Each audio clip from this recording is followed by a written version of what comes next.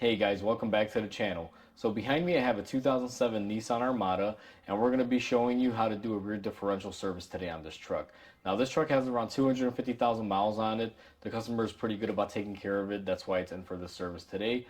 And we're going to go ahead and show you how to do that right now. But before I begin that, guys, I just do want to mention, if you guys haven't subscribed, hit the subscribe button down below. It'll definitely help the channel grow. So with that said, let's go ahead and begin. So I have you guys positioned in the rear of the truck.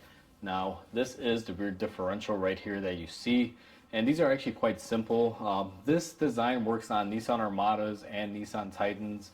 They're all pretty much kind of the same thing, except one's for a family and one is just for work or whatever you want to call it. But either way, the way that these work is you got two plugs here. Here's your drain plug and here's your fill plug. Now these can be pretty rusty and pretty tricky.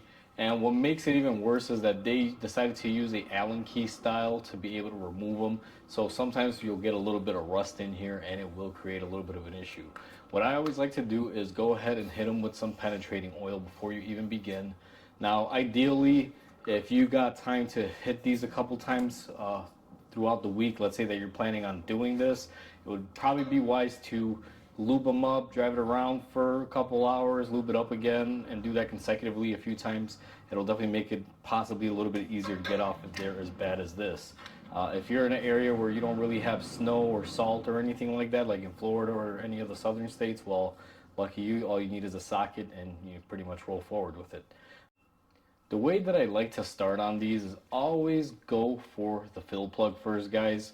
And the reason behind this is if you open the fill plug, then you know you can fill it up with fluid. If you drain it first and then you go open the fill plug and you find out that this fill plug won't open, there's no way you're going to get fluid back in there. So that's how I always chose to do these. So I always go for the fill first. Now what I like to do on these is grab my socket, which is going to be this Allen style head socket, and I'm going to match it up. Now it's going to be a little difficult, but what I do is I take a hammer and I just make sure I get it in there, and you kind of hear the sound change. You got to make sure you're all the way in before you attempt to turn it. So now that I know I'm fully seated, we're going to go ahead and remove this plug. Now this one actually broke off very easy, and what I'm going to do is go ahead and tap my socket back off because it came off without even any effort. So I'm actually surprised because it looked a lot worse. But since this customer does take care of this truck, this has probably been done before. Even though I've only been servicing this truck for a year, this is my first time doing it. I believe this may have been done before based on the mileage. Now right away I can tell this fluid is kind of dark. Maybe a little bit longer than what he said. He said he got this done around 60,000-70,000 miles ago, but that fluid doesn't look that fresh to me. But either way, what we're going to do now is do the same thing for the drain plug. Go ahead and match it up. And I'm just going to go ahead and tap it in. And you're looking for the sound to change. You'll kind of hear it change its pitch when you're all the way in. So just like that.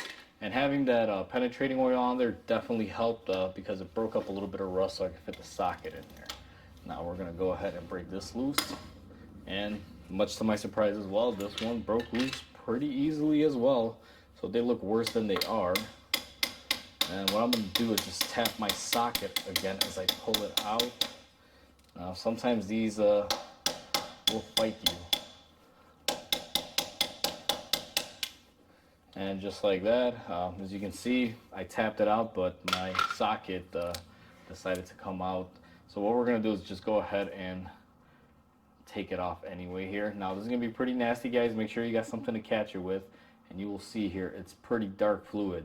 Now, one thing to pay attention as soon as you start draining it is notate the color. This one you can see is pretty dark. And if you look at the magnet on the drain plug, you'll notice there's some debris. Now, you will see a little bit of buildup on here. It is fairly normal. But all in all, you got to basically make sure there's no large chunks. Like on this one, there's not a lot of large chunks. I know that right there looks like it's pretty big, but it's just a bunch of little small particles, and the magnet is just keeping it up that way. But overall, I mean, it could be better, but it's not horrible at the very least. So what I'm going to do now is let this drain for a little bit, and I'll be right back with you guys. So our differential has been draining for a while now. What I like to do, and this is like a little tip if you have the time, since this differential is going to be taking a little bit under 2 quarts, I'm going to have some extra remaining fluid. So what I like to do after it's done draining is I'll insert my oil fill tube here. Now I have this hooked up to a can. It's let me show you here. It's basically a pump that you attach to your gear oil, guys, and you can pump it in. There's several different ways. You can just squeeze the bottle directly in here. I prefer this pump. And what I do is I go ahead and I just inject about 4 to 5 pumps in there. And what I'm trying to do is basically run out any old oil using the new oil, and it also runs out any debris or anything. I don't know how well the camera's going to pick it up, but you can see it went from being very brown to basically kind of turning clear.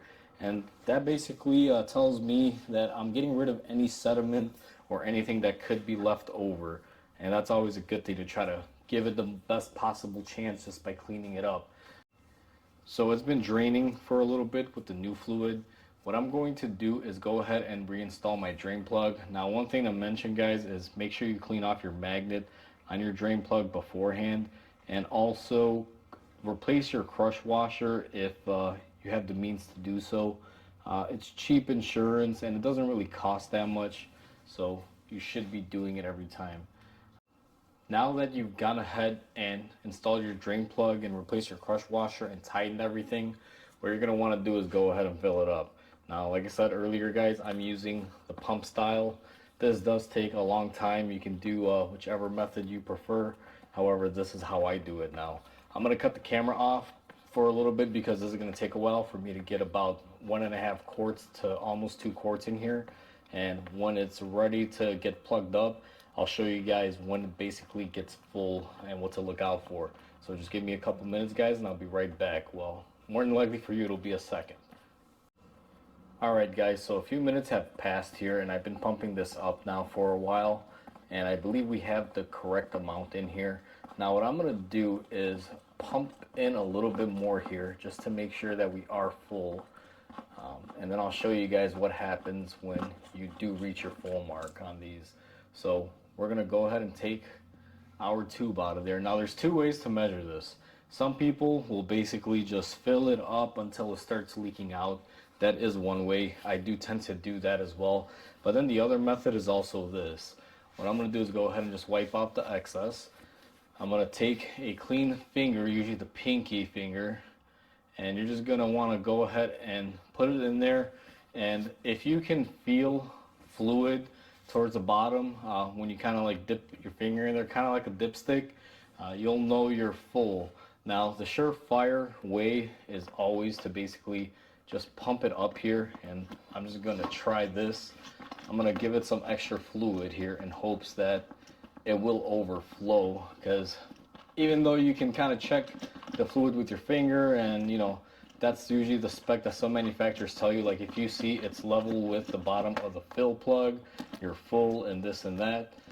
Sometimes it doesn't hurt to just overfill it and let it flow outward. This is what I'm trying to do with this one, but this one is kind of like on the verge. I only ordered 2 bottles because that's what it basically should take. And in this scenario, let's check it out again here. We are basically right there. You can see, and I don't know how well, but my finger is drenched in oil as soon as I basically touch it in there. And you guys will also see a little bit of it is leaking out here, which indicates it's pretty full. So what we're going to do at this time is go ahead and install our fill plug. And fill plug is the same exact thing as the drain plug, guys. Replace the crush washer. Now, I do have a little confession on this one. The customer brought me all the oils and everything to install on this truck. He didn't bring me crush washers, so I had to reuse the old ones. It's not the worst thing in the world to do. However, I don't like doing it that way. But you got to do what you got to do. This guy has been coming here for a year now or so, and you know, I don't like to tell people I need this, I need that. I do mention it, but at the same time, if they don't get it and I mentioned it to them, what can I do? So at this stage, once you tighten up your fill plug here, all you have to do is clean up your mess and you're basically done. Now I'm gonna go ahead and, you know, tighten this and everything off camera, but I just kind of wanted to show you guys that's how you do your differential service on a Nissan or Armada or Nissan Titan. This varies from quite a few years, guys, and is still probably up to date on current model years, even on the newer body styles. Most differentials have a similar principle where you basically have a drain and a fill. Some of them require the cover to be removed. However, for this scenario, Nissan gives you drain and fill plugs, which is a lot easier. All in all, this job should take you about 30 to 40 minutes if you're doing it on the driveway. It's not that bad. So that's how you replace your rear differential oil on a Nissan Armada and Nissan Titan. All right, guys, so we're basically done right now.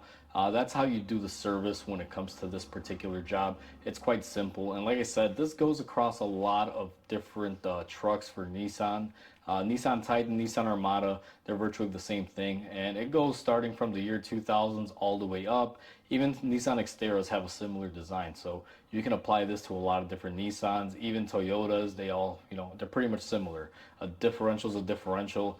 There's only so many ways you can get oil in and out of them. This is the easiest one with a drain and fill plug, and like I said, some other manufacturers have it where you got to unbolt the cover. However, luckily for us, this one's an easy one.